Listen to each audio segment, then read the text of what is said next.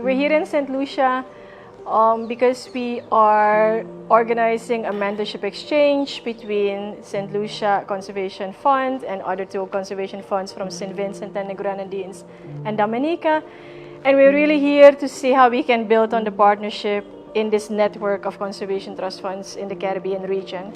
So we're here because the initiative came from St. Lucia to really, I would say, provide the lessons learned, the experiences from St. Lucia to the other newer organizations from Dominica and the St. Vincent and the Grenadines. The St. Lucia National Conservation Fund has done so well and has really been able to establish themselves as a very, very successful funding mechanism in St. Lucia, with our focus being marine health, creation of sustainable livelihoods, and also protection of biodiversity and conservation. We are looking at engagements such as granting, grant-making process, the mail processing, to ensure that there are proper donor alignments.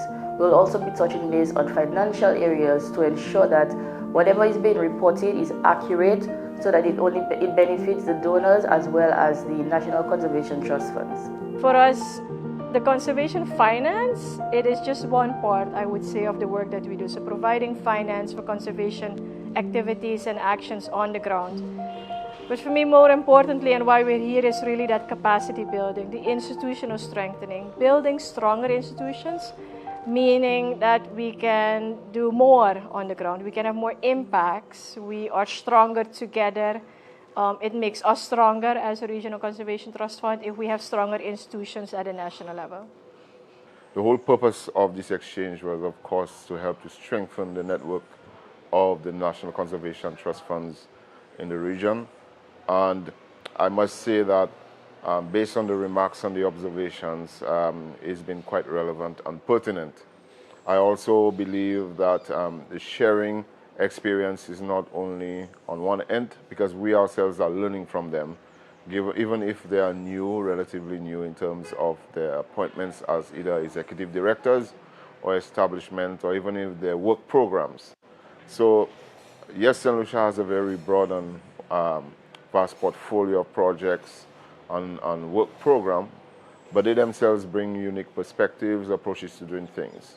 The learning exchanges is just that. It's an opportunity to share ideas, to understand and promote best practice, but also try new things, be innovative with how we approach, for instance, dealing with grantees.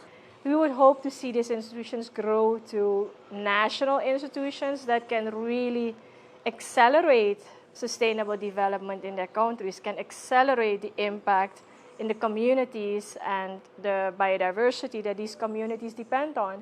At the end of the day, we are small jurisdictions in the Caribbean. We share so many, I would say, commonalities, more than differences. Yes, every jurisdiction, every island is different and unique, but we do share so many commonalities. We share so many challenges that we have to deal with, whether it is the hurricanes, whether it is climate change, whether it is the institutional capacity that we lack sometimes on the community level, and really doing the hand-holding. So where I see, this exchange is also indeed sharing what we have with others, so we don't have to repeat mistakes. So we don't have to go into repetition and invent things on our own. We're not alone. This is the reason why we're here, to learn from each other, and the exchange to me was perfect, and I appreciate being a part of this. The biggest takeaway from me is was to meet my colleagues and network to see how they're doing things, what challenges that they have, and how the things that they're doing well.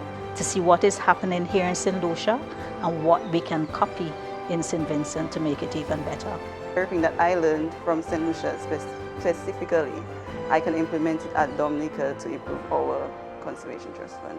I think that was accomplished. This would not have been possible without the support of the Caribbean Biodiversity Fund, as well as with CRAB, the Caribbean Regional Architecture for Biodiversity. So I want to thank all of the donors who've made this, mentorship and workshop possible.